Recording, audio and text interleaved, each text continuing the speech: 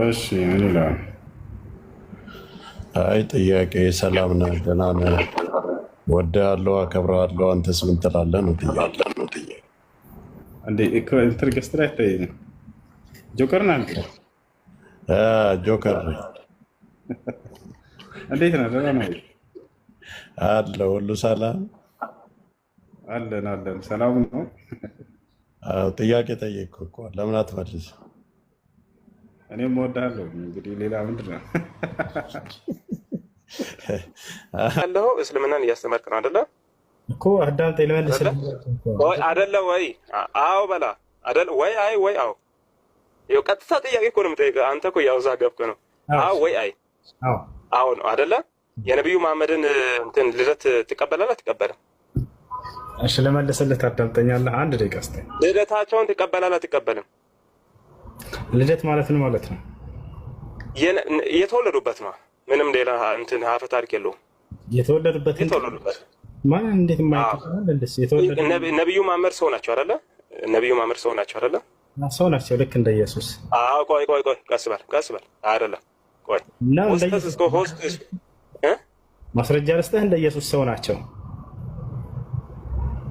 አይደለማ። እኔ አሁን ሰው ስለ ኢየሱስ ክርስቶስ ከሆነ እኔ ብዙ እንትን እሰጣለሁ፣ ችግር የለውም። አሁን ጥያቄ አሁን ወደ ኢየሱስ ክርስቶስ አይ አይደለ እንዴት እንደሚሸውድ አይ አይደለ ጥያቄን እየመለስክ አይደለም። ኖን መማር እኮ ነው እሱ። ምን መሰለህ እዚህ ጋር መማር ነው፣ ችግር የለውም። ኢየሱስ እንደዚህ ሆነ፣ ነቢዩ መሐመድ እንደዚህ ሆነ አይደለም። እሺ ነቢዩ መሐመድ ከተወለዱ 1500 ምናምን እኛ መውሊድ ተብሎ ይከበራል። ቁርአን የወረደው ለነቢዩ መሐመድ ከተባለ ቁርአን ከወረደ በኋላ ነው እስልምና የጀመረው ማለት ነው።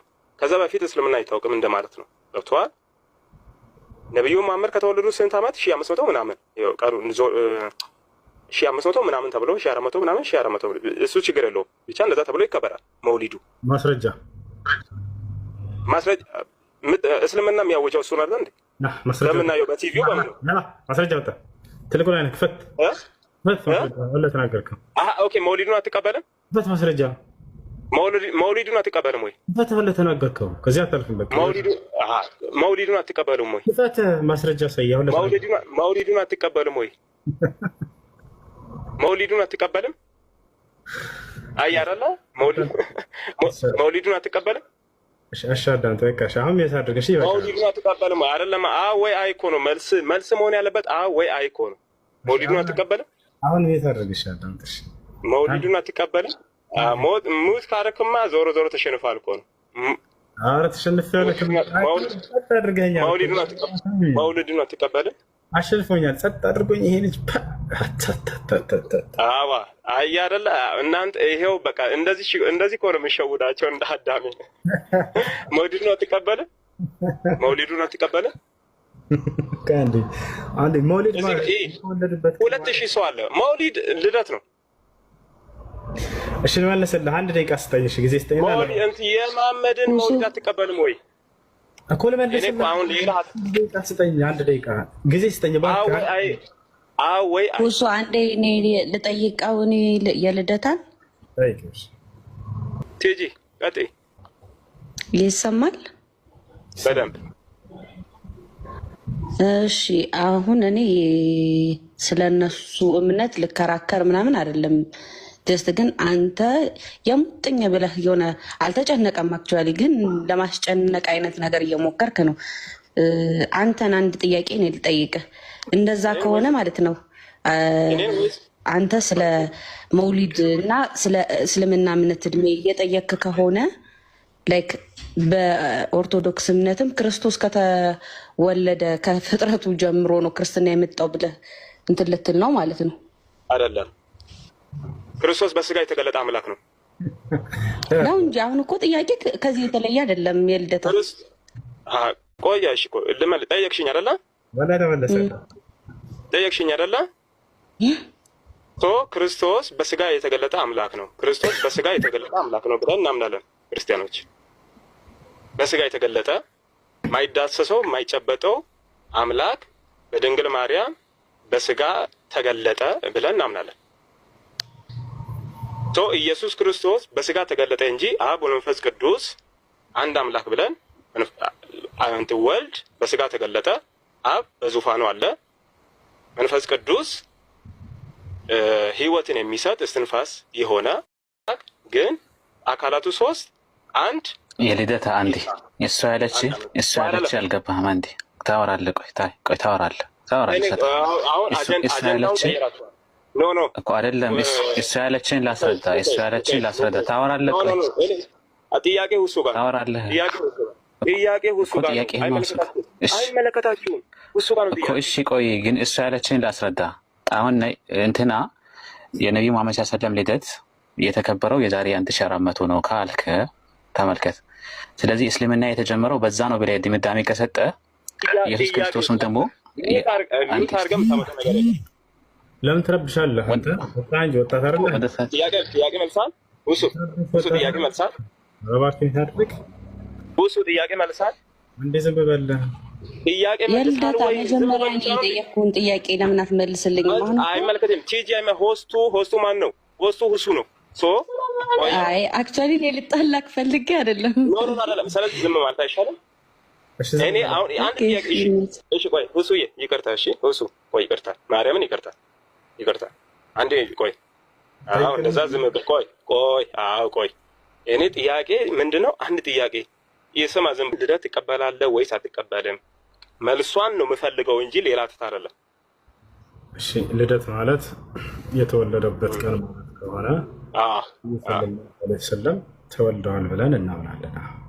በትክክል ወይ? እሺ መለስክልኝ። በቃ ተወልደዋል ብለህ ታምናለህ። ቁርአን የወረደው ለማን ነው? ልመልስልህ? ታዳምጠኛለህ? ቁርአን የወረደው ለማን ነው? ልመልስልህ? አዳምጠኝ። በማስረጃ ነው። እሺ በማስረጃ ነው መልስልህ። አሁንም የት አድርገህ አዳምጥሽ? አንድ ደቂቃ አወራለሁ። እሺ የት አድርገህ ነው አዳምጥሽ? ችግር የለውም አላወራም። بسم الله الرحمن الرحيم الحمد لله رب العالمين والصلاة والسلام على رسول الله صلى الله عليه وسلم. ቁርአን የወረደው በቅዱስ ገብርኤል አማካኝነት በመንፈስ ቅዱስ ምሪት በማን አልኩኝ? አሁን አንዴ ልጋማ እየሰማሁ ነው። አዎ በመንፈስ ቅዱስ ምሪት ቁርአን የወረደው በቅዱስ ገብርኤል ተረጋጋ እንጂ ከማን ነው ዋናው? መጀመሪያ ከማን ወረደ?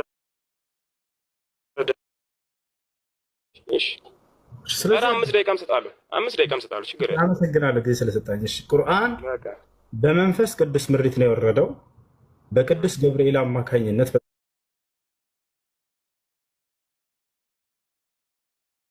ታላቁ መልአክ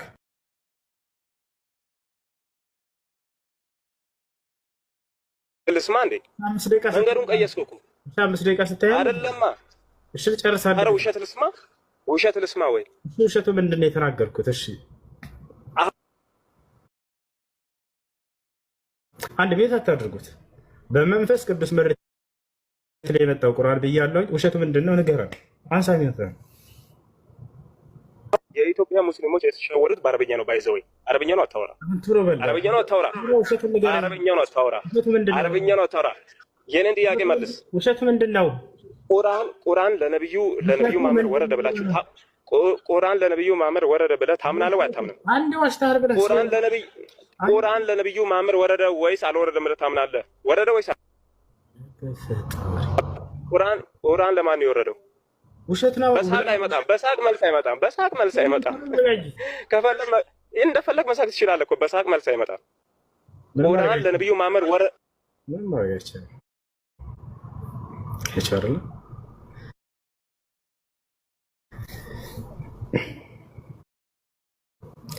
ያሳዝናል። وهو معكم أينما كنتم ይላል አላህ እያለ ነው። እያዳመጥኩ ነው። እሺ የትም ስፍራ ብትሆኑ እርሱ አላህ ከእናንተ ጋር ነው የሚለው ነው። እቺን ቃል ያነሱና ሁሉም ቦታ ለማለት ነው። ላ ሙሉ አንቀጹን አንብቡት ሳትቆራርጡ ከመጀመሪያ። እየተናገረ ያለው አንቀጹ አውዱ ምንድን ነው? ስለምንድን ነው? አንድ አብሮነቱ ከምን አንጻር ነው የሚለውን ማየት አለብን። አብሮነቱ እዛ ጋር እየተናገረ ያለው ከእውቀቱ አንጻር ነው። ያዕለሙ ማ የልጁ ፊል አርድ ያለ መጀመሪያ ወማ የኽሩጁ ሚነ ሰማይ እያለ ይናገራል። ወማ የንዚሉ ሚነ ሰማይ ወማ ያዕሩጁ ፊሃ እያለ ይናገራል። ወደ ምድር የሚገባውን ያውቃል፣ ከእርሷም የሚወጣውን ያውቃል፣ ከሰማይ የሚወርደውንም ያውቃል አለ። እርሱ በሁሉም ባላችሁበት ስፍራ ሁሉ ከእናንተ ጋር ነውና። ሲጨርስም በምን ዘጋው? ወላሂ ማ ተዕመሉን በሲር፣ አላህ ስብሓነሁ ወተዓላ በምትሰሩ ስራ ሁሉ ተመልካች ነው እያለ ይናገራል። ስለዚህ እየተናገረ ያለው ስለ እውቀት ነው። ስለዚህ አላህ ከእኛ ጋር አብሮነቱ በእውቀቱና በእይታው እንደሆነ ይገልጻል አንቀጹ። ኢማሙ አሕመድ ብን ሐንበል ታላቁ ዓሊም እርሳቸው መዕየቱሁ ስብሓነሁ ወተዓላ ቢዕልሚህ ብለው ፈስረውታል። አላህ አብሮነቱ እዚህ ቦታ ላይ በእውቀቱ ነው ብሎ ተናግሯል።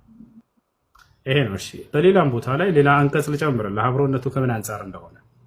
ሙሳ ዓለይሂ ሰላምን እና ሃሩንን ወደ ፈርዖን ጋር ሂዱ ባላቸው ጊዜ አላህ ቃለ ረበና ኢነና ነኻፉ አን የፍርጡ ዓለይና አሉት። ጌታችን አላህ ሆይ እርሱ ፈርዖን በእኔና በሙሳ ላይ በእኛ ላይ ወሰን እንዳያልፍብን እንፈራለን፣ አው አየጥጋ ወይንም ድንበር እንዳያልፍብን እንፈራለን አሉት። አላህ ምን አላቸው? ቃለ ላ ተኻፋ ኢነኒ መዐኩማ አስመዑ ወአራ። አላህም አላቸው አትፍሩ፣ አብሽሩ እኔ ከእናንተ ጋር ነኝ አላቸው። በምኑ? ቀጥሎ ገለጸው። አስመዑ ወአራ እሰማለሁ አያለሁ አለ። ስለዚህ አብሮነቱ ለሙሳና ለሃሩን ከምን አንጻር ነው? በእይታውና በእውቀቱ ነው። አስመዑ እሰማለሁኝ፣ ወአራ አያለሁኝ። አየህ፣ ስለዚህ በመስማቱና በእይታው አምላክ አላህ ሱብሓነሁ ወተዓላ ከነሱ ጋር ነው። ያ አርረሕማኑ አዛኝ አምላክ አላህ ዐለል ዐርሺ ከዐርሽ በላይ ኢስተዋ ከፍ አለ። አርሽን ከመፍጠሩ በፊት የት ነበር? ሰባት ሰማይና ሰባት መሬትን ከመፍጠሩ በፊት አርሽን ከመፍጠሩ በፊት የት ነበር አላህ ሱብሓነሁ ወተዓላ? እሱ እናወራለን። ግን በዚህ በቁርአን አንቀጽ ታምናለህ ወይንስ ትክዳለህ? እስተዋ የሚለው ተቅጣጭ ነው እንጂ ፈውቀል አርሽ ብዬ አይደለም ማምነው። ማን ነው እንደሱ ብሎ የተረጎመልህ? ሐነፊይ። ማስረጃው ማስረጃው ቆይ መጀመሪያ ግን አንተ አብራራልኝ። እባክህ ማስረጃው አንድ ሰው ከተናገረ አህባሾችና ክርስቲያኖች አንድ አይነት አካሄድ ለምን ትሄዳላችሁ? ከተናገረ አንድ ሰው ለሚናገረው ንግግር ማስረጃ አዘጋጅቶ መሆን አለበት።